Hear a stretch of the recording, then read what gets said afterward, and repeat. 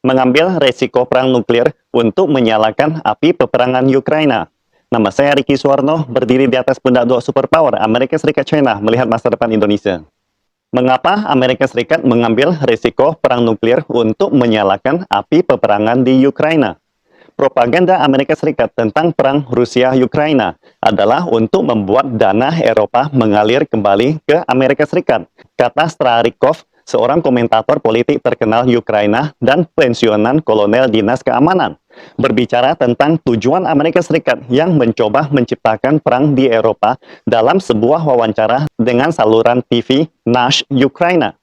Starikov menekankan bahwa Amerika Serikat terus-menerus memicu perang di Eropa untuk kepentingan ekonominya sendiri. Amerika Serikat memiliki serangkaian masalah domestik, seperti penyalahgunaan mata uang dolar dan inflasi. Untuk mendongkrak perekonomiannya, Washington berusaha mengalihkan semua dana dari Eropa ke Amerika Serikat. Untuk mencapai tujuan ini, Amerika Serikat harus menciptakan kepanikan peperangan di Ukraina, Eropa.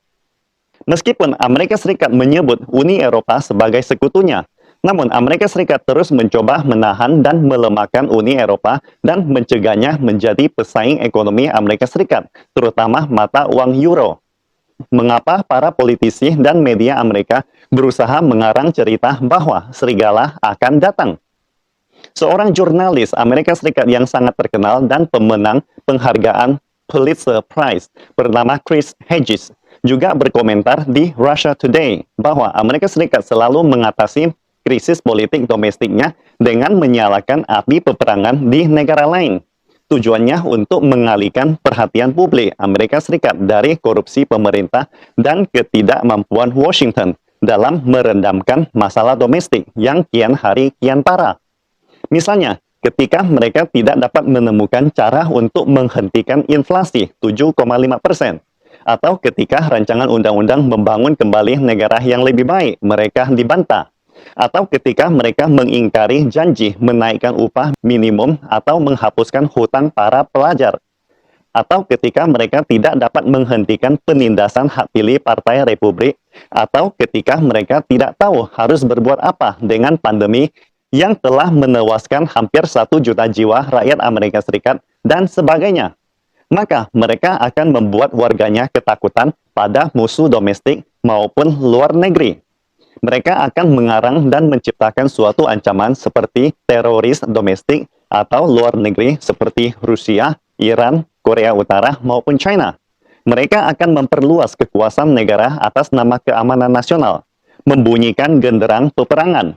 Perang adalah obat penawar paling ampuh untuk mengalihkan perhatian publik dari korupsi dan ketidakmampuan Washington, kata Chris Hedges di Russia Today. Total hutang nasional Amerika Serikat saat ini telah melebihi 30 triliun dolar. Perang Amerika dilakukan dengan uang pinjaman. Institut Watson University Brown memperkirakan bahwa pembayaran bunga atas hutang militer akan melebihi 6,5 triliun dolar pada tahun 2050. Tak satu pun dari utang ini berkelanjutan. Pada saat yang sama, Amerika Serikat menghadapi kebangkitan China yang diperkirakan akan menyalip Amerika Serikat dalam 5-10 tahun mendatang.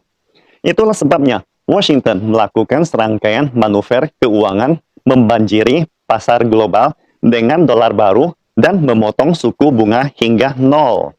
Akibatnya, inflasi Amerika Serikat meningkat dan hutang perusahaan Amerika Serikat lebih dalam daripada yang pernah ada dalam sejarah Amerika.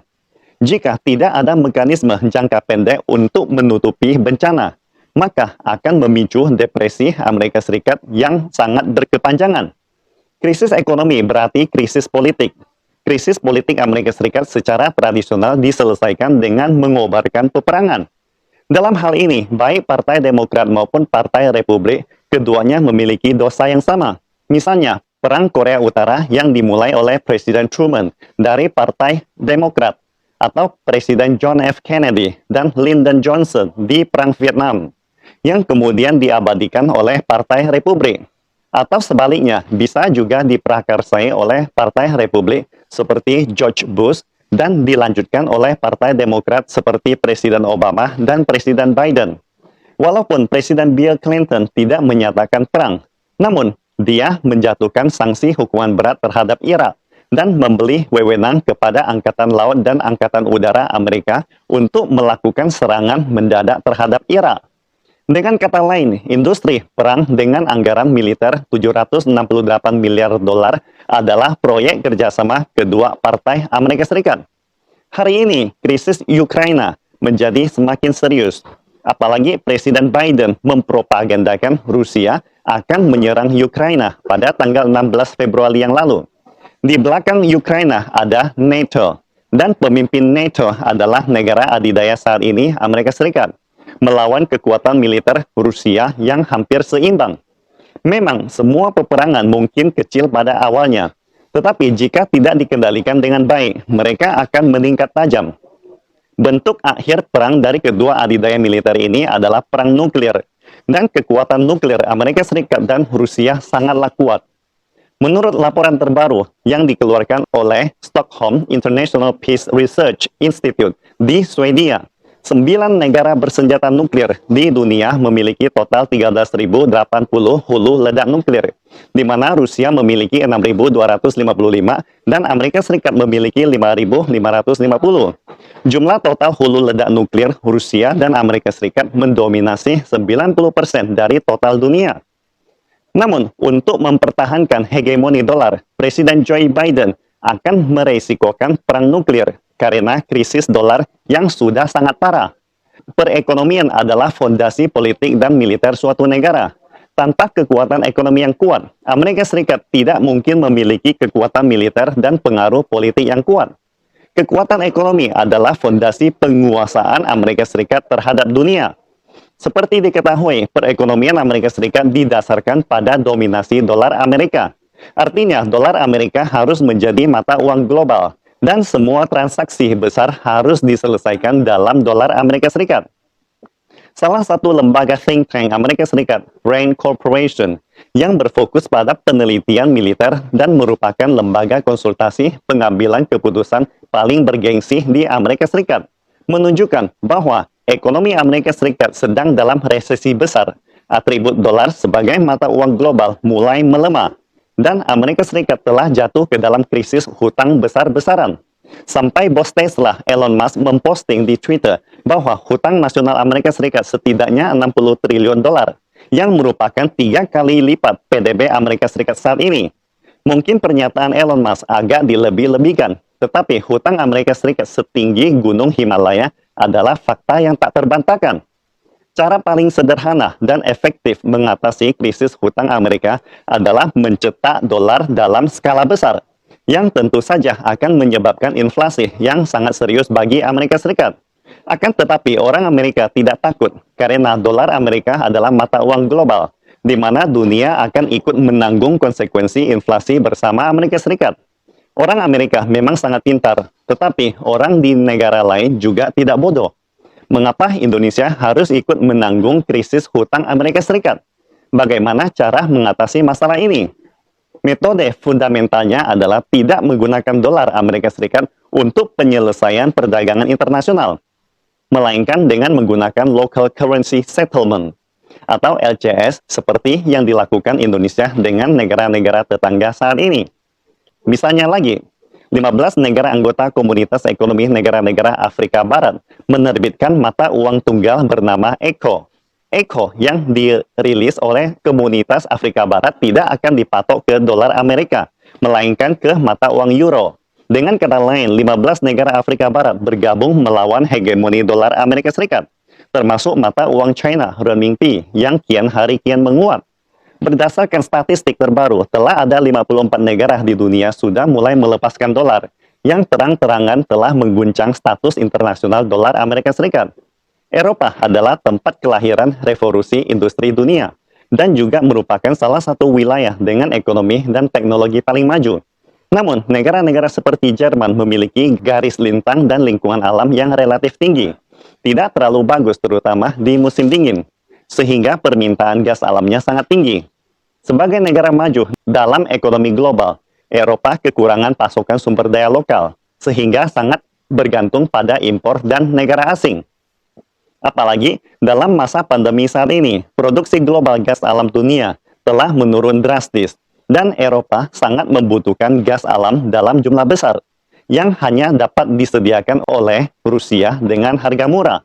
Kerjasama energi antara Eropa dan Rusia dapat mencapai komplementaritas industri di kawasan yang bermanfaat bagi Rusia dan Eropa. Sebenarnya, Rusia sudah memiliki jaringan pipa gas alam ke Eropa melalui Ukraina dan Polandia, yang dapat menyediakan 40% dari permintaan pasar gas alam di Eropa. Namun, ini masih belum bisa memenuhi permintaan gas alam di Eropa. Eropa masih memiliki gap 30% di pasar gas alam. Celah ini masih perlu diimpor dari luar. Gas alam ini bisa disediakan oleh Amerika Serikat, tetapi dengan harga yang jauh lebih mahal. Dalam keadaan ini, ditambahnya proyek pipa gas alam Nord Stream 2, Rusia dapat memenuhi 60% kebutuhan gas alam Eropa, yang pada dasarnya dapat mengatasi krisis gas alam di Eropa. Jika Nord Stream 2 dapat dijalankan, maka akan meningkatkan hubungan antara negara-negara Eropa dan Rusia. Dan Rusia akan diintegrasikan ke dalam wilayah ekonomi Eropa. Transaksi energi antara Rusia dan Eropa dapat diselesaikan dalam mata uang euro, membuang dolar Amerika Serikat sehingga mengurangi pangsa perdagangan dolar di pasar internasional. Jika hubungan ekonomi antara Rusia dan Eropa dapat diperkuat, berarti Rusia tidak lagi menjadi ancaman keamanan bagi Eropa. Bila Rusia tidak lagi menjadi ancaman, maka Eropa tidak lagi membutuhkan perlindungan Amerika Serikat dan NATO. Akibatnya, keberadaan NATO tidak lagi memiliki arti apapun. Dengan kata lain, Amerika Serikat tidak dapat menggunakan NATO untuk menguasai Eropa. Memang harus diakui, Amerika Serikat adalah pakar dalam menciptakan konflik dunia. Itulah salah satu alasan mendasar mengapa Amerika Serikat dapat bertindak sebagai polisi dunia. Paman Sam telah berhasil menciptakan kontradiksi krisis Ukraina, mencegah hubungan Rusia dan Eropa untuk mendekat. Akan tetapi, kehausan untuk perdamaian dunia telah menjadi tema zaman di abad 21. Paman Sam telah menggunakan cara yang salah untuk menyelamatkan penurunan dolar dengan menciptakan krisis dunia. Secara singkatnya, pipa gas alam Nord Stream 2 Rusia terkait erat dengan hegemoni militer dan hegemoni dolar Amerika Serikat. Kesimpulannya, di balik krisis Ukraina, Rusia adalah pertarungan antara keberlangsungan hegemoni dolar Amerika Serikat dan dominasi mata uang euro. Pastikan Anda subscribe dan follow akun ini supaya senantiasa mendapatkan info terbaru tentang teknologi terkini AI berkaitan. Salam Indonesia Maju!